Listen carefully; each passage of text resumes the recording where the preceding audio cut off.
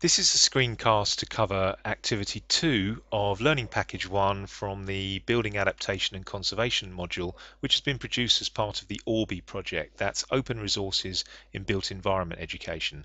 I'm Tony Burke from the University of Westminster. The second activity asked you to consider a series of 5 buildings where there were strong arguments for demolishing the buildings and replacing them. And what I asked you to do was simply to identify some relevant factors which might influence the decision-making process. What we're going to do is look at each of the buildings in turn, and then to identify some of the key issues, and then we'll look in more general terms at the type of factors which might be taken into account.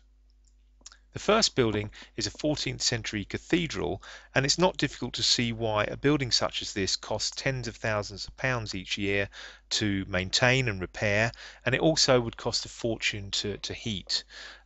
So if we were going to make our decision on purely economic terms, then it might make more sense to actually demolish the building. But of course, buildings such as this really transcend economic arguments because they're far too special. They're such an important part of the area and indeed the nation's history that we can't simply demolish them. And we'll look in more detail at those sorts of arguments in a moment. The second building was a 15th century farm cottage, and the building that's shown here in the picture is actually located in a suburb in northwest London. Now, when it was built, it would have been completely surrounded by open farmland, but now, believe it or not, it's set right in the middle of residential development from the 20th century, and the development encroaches on all sides of this building. So it clearly isn't serving its original purpose as a farm cottage, and in actual fact, in purely economic terms, it would probably make much more sense to demolish the building and build perhaps 3 or 4 houses on the site. That would certainly generate far greater returns for the owner. But again, just looking at the building, it has a certain character which you can't simply ignore. It clearly is a special building, and therefore the normal factors, the normal decision-making processes don't necessarily apply.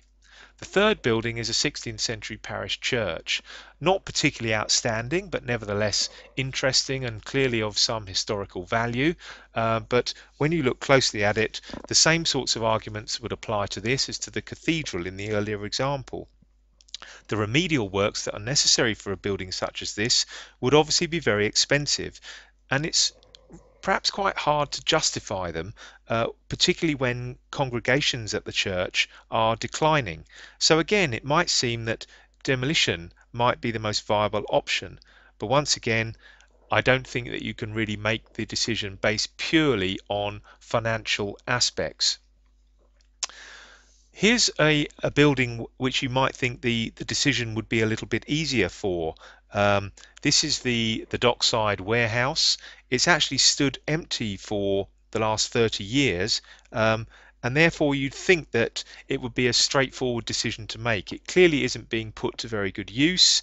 Its waterside location makes it ideal for a residential development, so why not simply demolish the building and perhaps replace it with a modern 10-story block of apartments, which would generate quite significant returns for the owner of the building. Again, due to the nature of the building, due to its location, there may be lots of other factors which come into play, and we'll look at some of those in due course. The final example I gave was an Art Deco style factory located right by a major trunk road. I was basing this in actual fact on the Hoover building in West London, which stands right next to the Western Avenue in Perivale. It did indeed operate as a factory right up until 1970, but it then stood empty for a long period of time. It was under threat. The building became at risk. But believe it or not, the building was eventually converted into a Tesco superstore. And at this date, in 2011, is still operating as a Tesco superstore. So it demonstrates that alternative uses can be found for these sorts of buildings, but I just wanted to show you a similar type of building which had a very, very different fate. This is an old photograph of the Firestone factory, which used to be located on the Great West Road in Brentford. And much like the Hoover factory, it fell into disuse.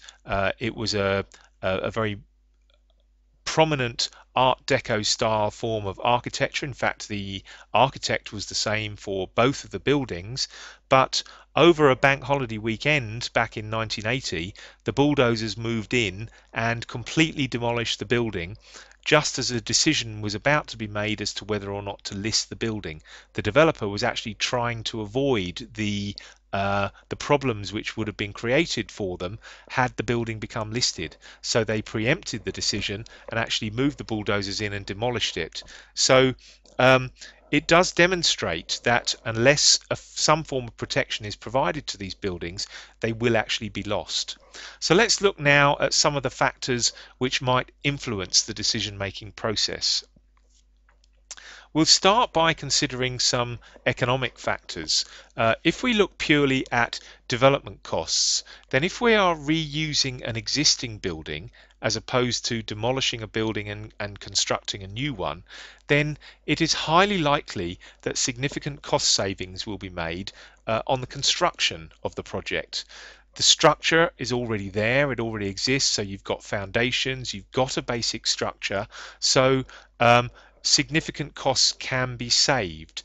Equally, the development period should be reduced, so the period over which the project has to be financed will be significantly shorter, and therefore again cost savings can be achieved.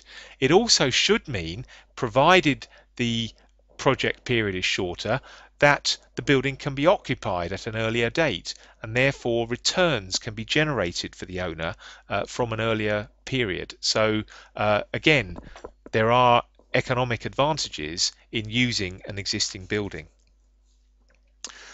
Alongside those, you have to consider the fact that where you reuse an existing building, the basic infrastructure is already there to support that building. Contrast that with the construction of a new building where you typically have to construct new roads, provide new drainage services, a new water supply, electricity, gas, telecoms, and so on. With the reuse of an existing building, all of those things are already there. So again, there can be economic advantages. This is an interesting one, the concept of plot ratios. When we use the term plot ratios, we're referring to the ratio between the floor area of a building and the area of the site on which the building stands. Now, lots of local authorities will actually impose quite severe restrictions on plot ratios for new developments. So they might, for example, say that the plot ratio shall not exceed 3:1. Where you're reusing an existing building, particularly buildings from the Victorian period, these were often built to quite high plot ratios, perhaps 6 or 7:1. So the developer can actually benefit quite significantly from having greater floor areas because of the higher plot ratio, and thereby gain again some economic advantage. So those are the main economic arguments in favour of retaining a building. What about other issues? Lots of buildings have some heritage value or are important historical assets, and therefore a whole new range of arguments come into play. When buildings are historically important, they are considered to represent a primary part of our heritage. They provide us with some evidence of the past. They might be monuments to certain people or events, or they may have historical associations. So lots of people consider it a moral responsibility to pass on such assets to future generations. So clearly that has to be taken into account when buildings are of some historical value and a decision is being made about its future use. One of the key things with older buildings is that they have a certain quality. The quality may be derived from the outstanding architecture of the building itself, from the materials that have been used, or the workmanship that it is present in the building. Sometimes it's just a straightforward character that's difficult to actually define, but is nevertheless recognized. Buildings form part of what's sometimes referred to as a familiar and cherished local scene. And again, this can't be ignored because the buildings project an image which is valued both by the owners of the building and the public who see the building. And lots of organizations like to be associated with that sort of solid image. There are lots of social factors which have to be taken into account when you're thinking about demolishing older buildings. In the 1960s, lots of mistakes were made. Local communities were broken up. Housing developments were demolished. They were often replaced by large-scale, high-rise developments which weren't always cherished in the same way that the old communities were. So nowadays there's recognition of this, and when areas need to be regenerated, it's recognized that getting rid of the old buildings is not necessarily the best way to go. And indeed, a report that was published in 2006 called Heritage Works recognized this point quite significantly, and it said that heritage assets, and clearly historic buildings would be an important heritage asset, they can provide a real focus for the regeneration of towns and cities. Sustainability is quite an important aspect, particularly with factors such as embodied energy. Embodied energy refers to the energy costs associated with the manufacture and transportation of the materials which have been used to construct the building. Now, the Heritage Works report suggested that when you demolish a Victorian terraced house, you actually throw away enough embodied energy to drive a car around the world 5 times. Clearly, if you refurbish the building, then none of that is actually wasted. So that's an important aspect. Still on the sustainability aspect, when you demolish existing buildings and construct new buildings in their place, a lot of waste is generated. Firstly, there's the demolition material which has to be disposed of. Then there's the excavation which might be carried out for the construction of the new buildings. That all has to be disposed of. And of course, the general waste associated with construction. Lastly, there are various issues to consider in relation to policy and the statutory control of buildings. If older buildings are listed as being of historic or architectural importance, then there will be legal controls over what can be done to the building. An application would have to be made for listed building consent before anything can be done to that building. So clearly that's going to have an influence on the decision-making process. Similarly, where you reuse an existing building as opposed to constructing a new building, you may not have to apply for planning permission, or at least the requirements for planning permission may be significantly different. So again, there may be advantages to be derived from reusing the existing building. So just to conclude, it's obvious from the factors that we've just looked at that the decisions about the future use of buildings are rarely straightforward. We have to take into account a whole range of economic, social, functional and various other factors.